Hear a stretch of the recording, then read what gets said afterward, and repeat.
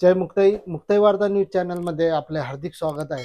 महाराष्ट्रासाठी अभिमानास्पद छत्रपती शिवरायांचे 12 गड किल्ले युनेस्को वर्ल्ड हेरिटेज साईटमध्ये सामील। महाराष्ट्राच्या मातीतील शौर्य, इतिहास आणि संस्कृतीला आज जगभरातून मान्यता लाभली आहे। युनेस्कोने छत्रपती शिवाजी महाराजांच्या 12 ऐतिहासिक किल्ल्यांना वर्ल्ड हेरिटेज साइट्स म्हणून घोषित केलं आहे। ही केवळ महाराष्ट्राची नव्हे तर संपूर्ण भारताची शान वाढवणारी ऐतिहासिक घटना आहे। युनेस्को वर्ल्ड हेरिटेज मध्ये सामील झालेले 12 किल्ले कोणते पाहूयात। महाराष्ट्राचे मुख्यमंत्री याबाबत काय म्हणाले पाहूयात। सर्वांचे आराध्य दैवत छत्रपती शिवराय यांच्या इतिहासाचे साक्षी असलेले 12 किल्ले हे देशाचे प्रधानमंत्री माननीय नरेंद्र मोदीजी यांनी जागतिक वारसा स्थळ म्हणून युनेस्को मध्ये नॉमिनेट केले होते आणि एक मोठी प्रोसेस गेले वर्षभर चालली होती। त्यांचे लोक आले, आपले लोक तिथे गेले। एक आम्ही आशिष शेलारांच्या नेतृत्वात टेक्निकल प्रेझेंटेशनचं शिष्टमंडळ तिकडे पाठवलं। मी स्वतः सगळ्या देशांच्या राजदूतांसोबत संवाद केला। माननीय मोदीजींच्या माध्यमातून, एक्सटर्नल अफेअर्स मिनिस्ट्रीच्या माध्यमातून, केंद्रीय सांस्कृतिक कार्य विभागाच्या माध्यमातून आपण त्या ठिकाणी सगळ्यांशी संवाद केला आणि त्याचे सभासद तर सर्व देश आहेत, पण 20 देश असे आहेत की ज्यांना वोटिंगचा अधिकार आहे आणि यातल्या 2/3 देशांनी जर वोट केलं तर एखादी वास्तू जागतिक वारसा स्थळ होते। त्यामुळे काल ते वोटिंग होतं।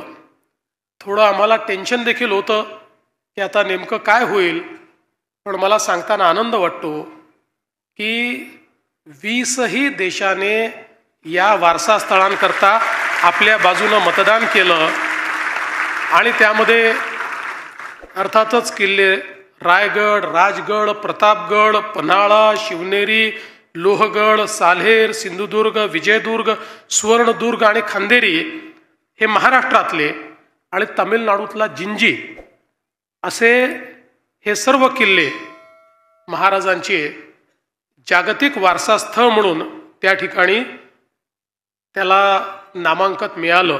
आणि हे होत असताना खरं म्हणजे ज्या वेगवेगळ्या निकषांवर या ठिकाणी या किल्ल्यांना जागतिक वारसा स्थळ म्हणून मान्यता मिळाली, त्यामध्ये एक महत्त्वाचा जो काही निकष होता तो म्हणजे त्याचं स्थापत्य।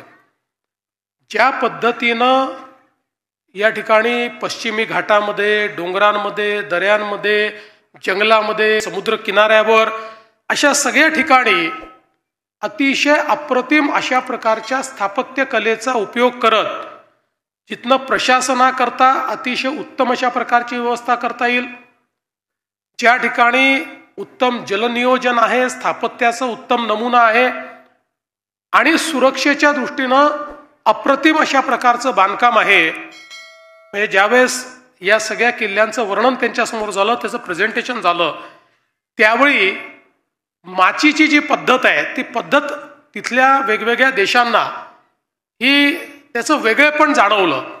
कशा प्रकारे कॅमोफ्लॉज त्या ठिकाणी प्रवेशद्वार आहे ते प्रवेशद्वारच दिसत नाही आणि तिथपर्यंत पोचता पोचता कशा प्रकारे शत्रूला आधीच गारद करता येतं अशा प्रकारची त्याची सगळी व्यवस्था, त्या किल्ल्यांवरची व्यवस्था, तिथे राहणाऱ्यांची व्यवस्था, या सगळ्या गोष्टी बघितल्यानंतर सगळ्यांनी आश्चर्य व्यक्त केलं आणि एकमताने हा निर्णय घेतला की हे किल्ले खरोखर जागतिक वारसा स्थळ आहेत आणि म्हणून त्याला काल त्यांनी मान्यता दिली।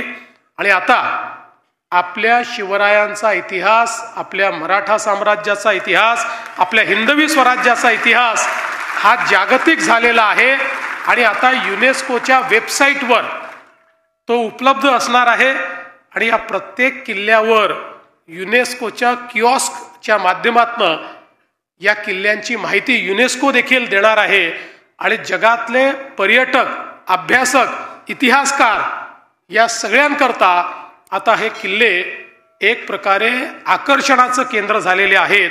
आणि म्हणून मला असं वाटतं की हे खूप महत्त्वाचं आहे